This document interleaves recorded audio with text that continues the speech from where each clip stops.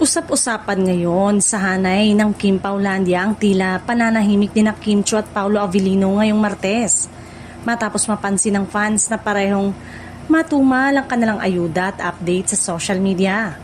Dahil dito, kaliwat kanan na naman ang mga espekulasyon ng supporters tungkol sa posibleng whereabouts at ganap ng dalawa. Mas lalong nagtaka ang fans nang hindi mapanood si Kim sa noontime show Night Showtime ngayong araw.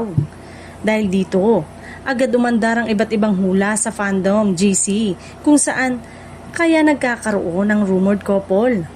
May ilan pang nagsabing baka raw nagkaroon lang ng tahimik na bonding ang dalawa para makapagpahinga mula sa sunod-sunod nilang commitments. Sa isang grupo ng fans, ipinapalagay na posibleng bumisita sina Kim at Paolo sa isang shrine ni Padre Pio dahil kilala si Kim bilang deboto rin ng santo bukod sa kanilang debosyon sa Santo Niño. Timing din umano ito matapos ang paggunita sa kaarawan ni Padre Pio noong May 25. Kaya marami ang naniniwalang maaaring nagkaroon ng spiritual visit ang aktres kasama si Paolo.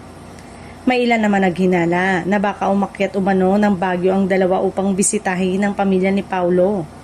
Samantalang ang iba naman naniniwalang simpleng rest day lamang ito para sa Kim Pao at nais lang nila magkaroon ng private at quality time na malayo sa mata ng publiko.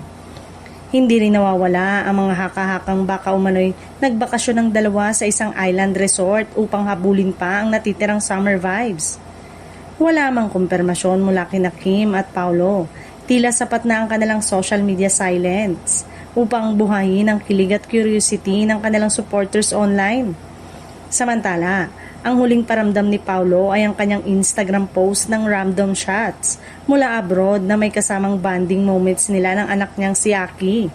Si Kim naman ay naging active sa X kung saan pinuri niya si Paolo dahil sa isang action scene nito sa kanilang serye na dahil umano sa gumamit pa ng stunt double.